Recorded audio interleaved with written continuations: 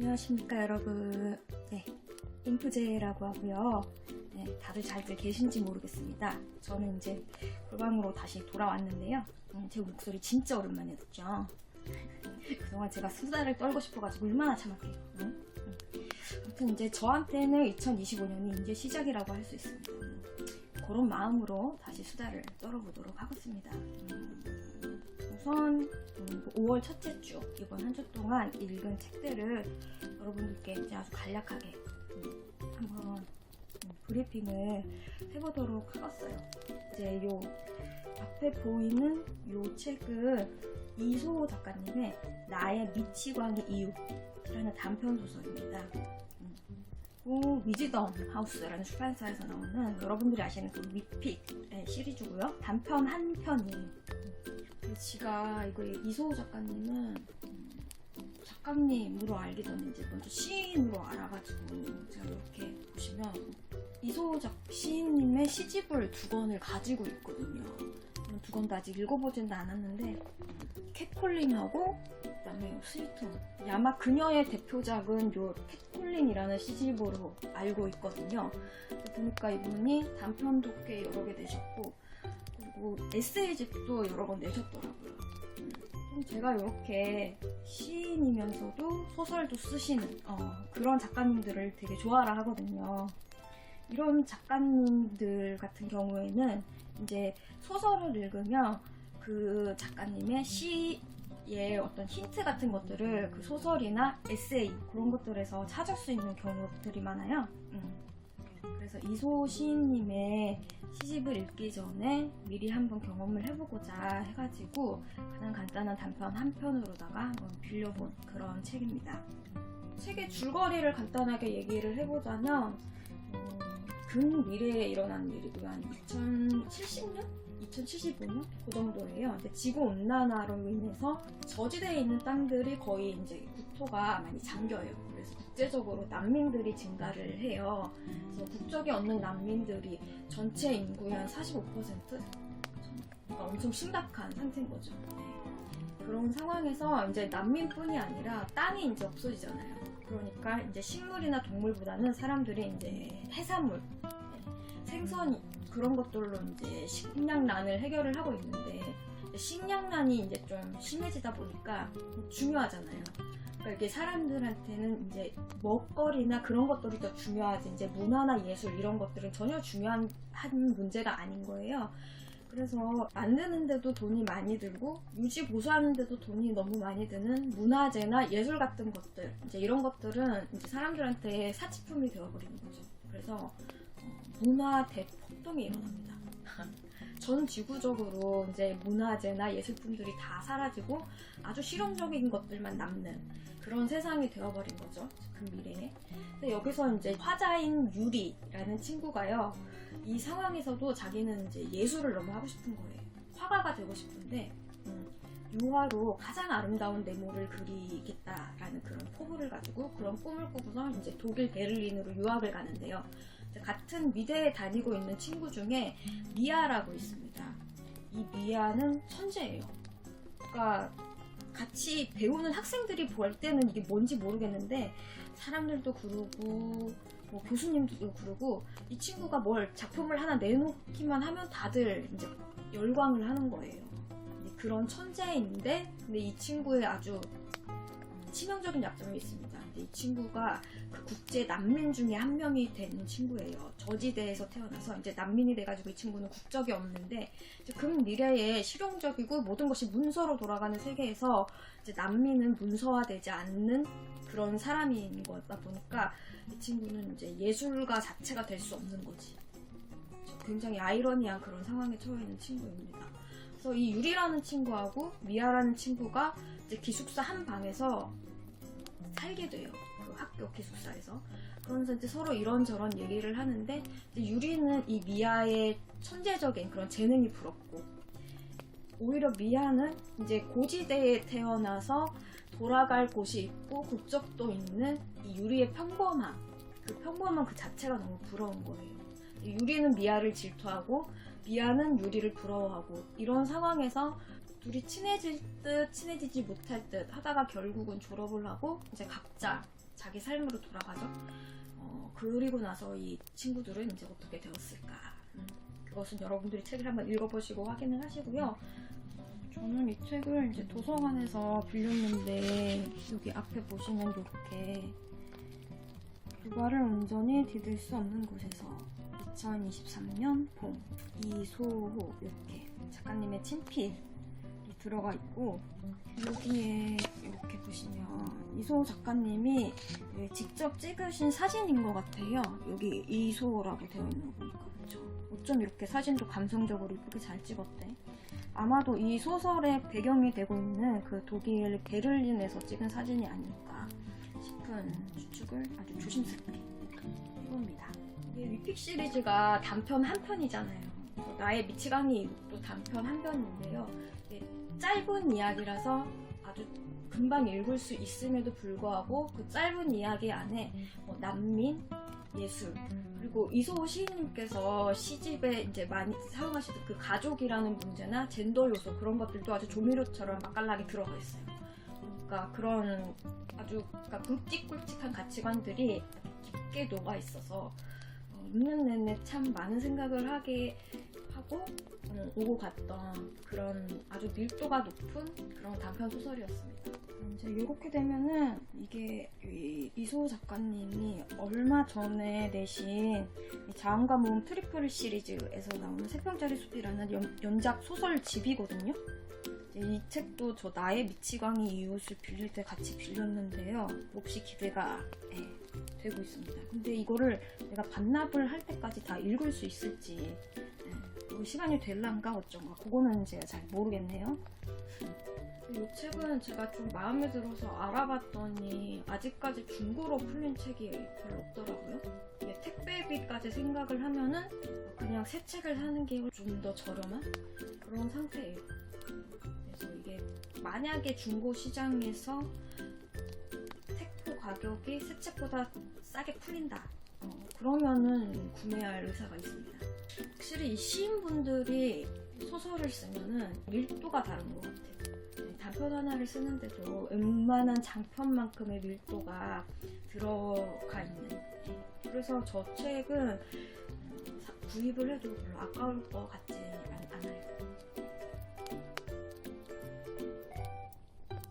다음으로 읽은 책은 당신 엄마가 당신보다 잘하는 게임이라는 박서련 작가님의 단편 소설집이고요.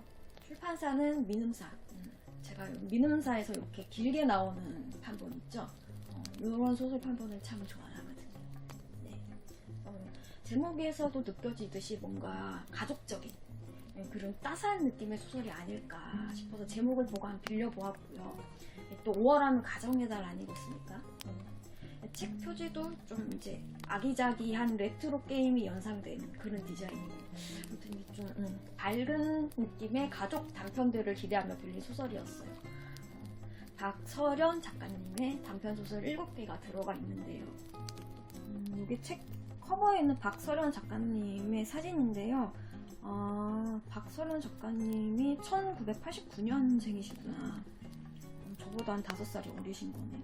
근데도 불구하고 작가님이 쓰신 이 단편집의 작품들이 그렇게 어린 작가가 쓴 느낌이 아니에요.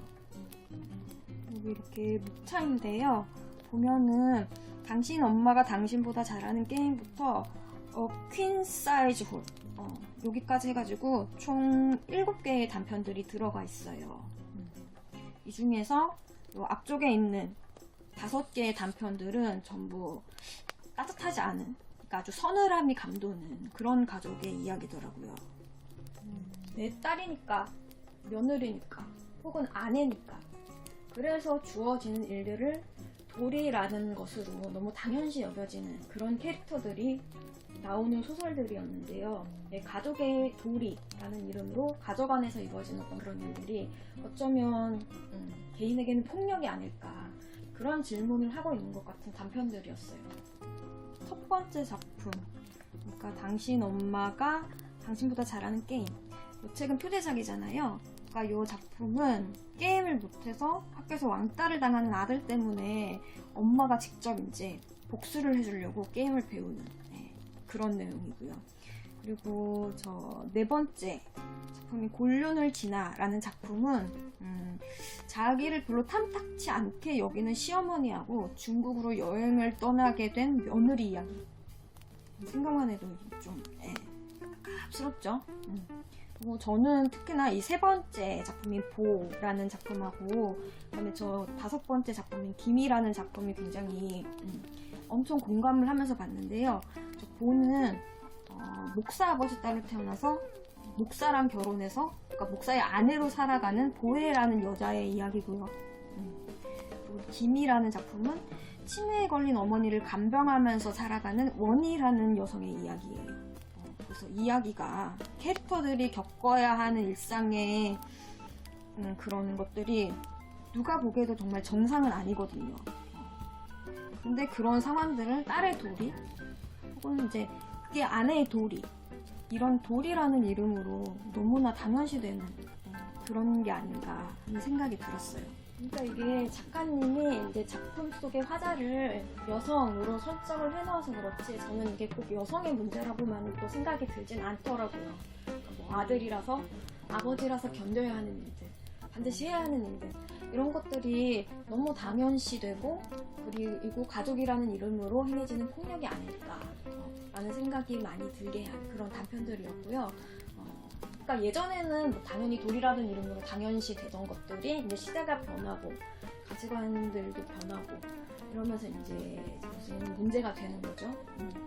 일단 이 책도 이야기들이 다 재밌었어요.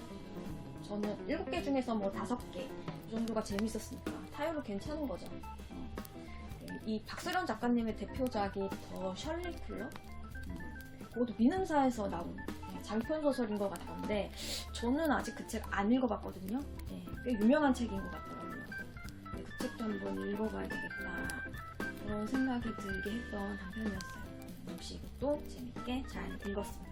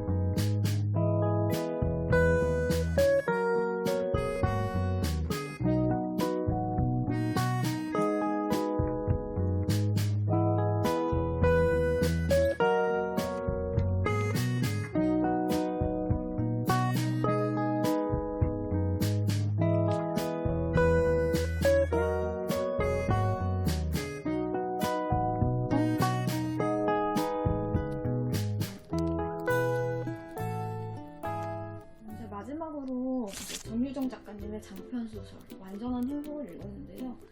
정유정 작가님이야 워낙 스타 작가님이시고 작품 내기만 하면 워낙 대박을 치시니까 이 책은 아마 거의 여러분들도 다 읽어보셨을 거라고 생각을 해요. 사실 원래 이번 5월달이 가기 전에 작년에 내신 신작이죠. 영원한 천국을 읽으려고 그 전작인 욕망 3부작의 1편이라고 볼 수 있는 완전한 행복을 먼저 읽어보았습니다.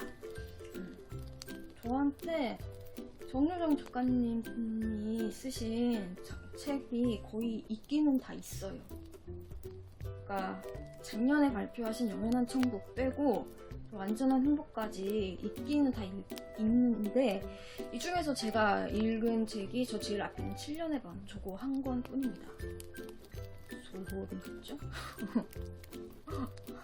제가 한참 아플 때부터 이분이 되게 핫하셔가지고 그러니까 7년의 밤을 제가 엄청 그때 재밌게 읽고서 이분 책 재밌구나 하고 제가 아픈 와중에도 이분의 신작이 나온다 그러면은 서점에서 보이면은 새 책으로 사놓긴 사놨어요. 그게 저 종의 기원까지고 나머지 책은 제가 작년에 그러니까 정유정 작가님이 신작이 나온다는 소식을 듣고 나서부터 이제 중고서적으로 한 권씩 모은 게 그게 저렇게 이제 세 권 이렇게 되는데요. 뭐 정유정 작가님이 에세이도 몇 권 쓰셨잖아요. 근데 그분의 주력 상품이 이제 거의 장편 소설이니까 장편 소설만 이렇게 좋게 거의 다 가지고 있습니다. 아무튼 완전한 행복을 이번에 읽게 되었다. 이것도 가족의 이야기잖아요. 이제 뭐 표지에서부터도 벌써 가족의 이야기일 것 같은 그런 표지잖아요. 그런데 뭔가 다크해. 그죠? 특히 저 뭔가의 직감상 저 표지에 있는 저 파란 신발의 언니 있잖아요. 저 언니 포스가 뭔가 심상치 않다. 그죠? 뭔가 심상치가 않아 싶었는데 역시나 따지고 보면은 이제 저 언니야. 그러니까 이 책의 주인공 아니겠습니까? 미세스 신유나. 나르시시스트라고 보여지고 그러니까 그 7년의 밤에 나오는 동건 오빠의 여자 버전인가 싶은 생각이 들었는데요. 어쨌든 저 책의 내용이 굉장히 살벌하더라고요. 그죠? 이 책은 뒤에 이게 이 부분 작가의 말 되어 있는 그 페이지인데요. 아예 작가님이 대놓고 이 책의 내용을 그냥 한 문장으로 요약을 딱 하고 시작을 해요. 그러니까 이 소설은 완전한 행복에 이르고자 불행의 요소를 제거하려고 노력한 어느 나르시시스트의 이야기다. 이렇게 노력한 따옴표가 쳐졌죠. 그러니까 이게 제가 일반적으로 알고 있는 자기 도취형 인간하고 이게 병리적으로 자기애적으로 성격 장애를 가지고 있는 사람하고는 이게 완전히 다른 인간이더라고요. 그래서 읽으면서 되게 무서웠어요. 줄거리를 이야기를 간단하게 해보자면 이혼 여인 저 파란 신발 언니 신유나 그다음에 그 딸인 지유 그리고 두 번째 남편인 차은호 이렇게가 나오는데요. 이제 이 유나라는 캐릭터가 이 남자들이 보기에는 굉장히 매력 있는 그런 캐릭터인가 봐요. 주변에 남자들이 이렇게 잘 꼬이는데요. 이상하게 이 언니 주변에 있는 남자들은 어느 순간 다 죽어나가. 그죠? 현재는 아까 말했다시피 두 번째 남편인 차은호, 여러분 호예요. 누가 아니라 호입니다. 차은호라는 두 번째 남편이랑 살고 있는데 딸 지우는 뭐 엄마 말이라면 이제 철석같이 믿으면서 따르면서도 읽어보면 아시겠지만 굉장히 엄마를 좀 무서워하는 것 같은 그런 느낌이 들죠. 그리고 그러니까 전 남편이죠. 그러니까 친아빠인 서준영이라는 캐릭터가 나오거든요. 아빠, 친아빠를 지금 3년째 못 봤어요. 그 친아빠가 너무 보고 싶은 거야. 근데 어느 날 이 유나, 그러니까 엄마가 지우한테 너 아빠 보고 싶니? 아빠 보게 해줄게 해가지고 이 친아빠를 그 습지로 초대를 합니다. 그날 하루 재밌게 잘 놀았어요. 근데 다음날 갑자기 이 아빠가 안 보여. 사라졌어. 이상하죠? 그리고 두 번째 아빠인 차은호의 아들이 있습니다. 노아라는 동생이 있는데 지우랑 노아랑 놀다가 좀 티격태격하고 다퉜는데 그 다툰 날 자고 일어나 보니까 노아가 죽었어. 그리고 사람들이 이 두 번째 아빠가 그 노아를 막 죽였다 그래. 막 경찰들 오고 막 수사하고 막 난리나. 헐, 뭔가 이상하죠? 쎄하잖아. 과연 이게 어떻게 된 일일까? 여기까지만 얘기해도 이게 이제 가족 스릴러인데 이제 워낙 여러분들이 많이 읽으셨으니까 내용은 다 아실 거라고 생각하고, 이게 역시 정유정 작가님 스타일다. 이제 몰입감이, 이게 서사가 이게 장난이 아니에요. 진짜 이 책에서 특히나 그 유나? 네, 신유나의 그 눈빛 묘사 이런 것들이 되게 자주 되거든요. 근데 저는 어느 정도로 몰입감이 있습니다. 그 유나의 눈알이 이렇게 굴러갈 때마다 그 공기의 흐름이 변하는 그 살벌한 느낌이 느껴질 정도로 깊숙이 그렇게 몰입감이 느껴졌어요. 그러니까 진짜 엔간한 영화 한 편 보는 것보다 더 영화 보는 것 같은 그런 느낌이 드는 작품 소설이었습니다. 중간중간에 한 번씩 이건 좀 비하기 너무 심한 거 아닌가 싶은 부분이 있긴 있었어요. 한 두 군데 정도? 근데 그거는 뭐 소설의 재미를 위해서 그냥 넘어가 줄 수 있을 그런 정도였고, 아무튼 엄청 재밌다. 그리고 내가 생각했던 그 나르시시스트랑의 차이가 너무 커가지고 이게 완전히 다른 거구나. 근데 또 작가님은 또 이런 심리를 어떻게 또 이렇게 잘 묘사를 하셨을까. 아무튼 이 작가님들의 그 엄청 대단한 것 같아요. 되게 재미있고요. 그리고 맞다. 여러분들은 이 책 읽을 때 그 7년의 밤도 영화로 만들었었잖아요. 근데 여러분들이 만약에 혹시 이 책을 영화로 만들었으면 그 유나 역할을 그 캐릭터상 어떤 배우가 했을 것 같은가 그런 거 생각하면서 혹시 읽으셨어요? 저는 그 배우 생각하면서 읽었어요. 수혜? 그 언니야 배우 생각하면서 읽었거든요. 근데 또 읽다 보니까 손예진 언니가 해도 되게 잘할 것 같기도 하고, 수혜나 뭐 변요한이나 김우열이나 이런 배우분들 생각하면서 읽었어요. 그러니까 더 이제 영화처럼 사실감 있게 이렇게 몰입을 해가면서 그렇게 읽었어요. 영화로 만들어도 재밌을 것 같은 그런 책이었는데, 7년의 밤 그것도 영화로 나왔었잖아요. 그거는 너무 이제 이게 진짜 너무 어둡게 가가지고 생각보다 좀 그렇게 거시기하게 재밌진 않았어. 그래도 뭐 저는 재밌게 봤지 말입니다. 아무튼 이 책도 굉장히 재밌었습니다.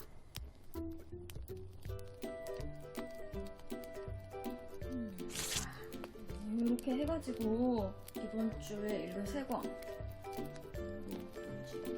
장편 1권이랑 그냥 단편 8편이라고 합시다. 이렇게 읽었는데요. 저는 뭔가 5월의 시작으로 따뜻한 가족 장르를 노렸는데 이게 막상 읽어보니 굉장히 다크하고 시니컬한 가족 스릴러가 되어버렸다.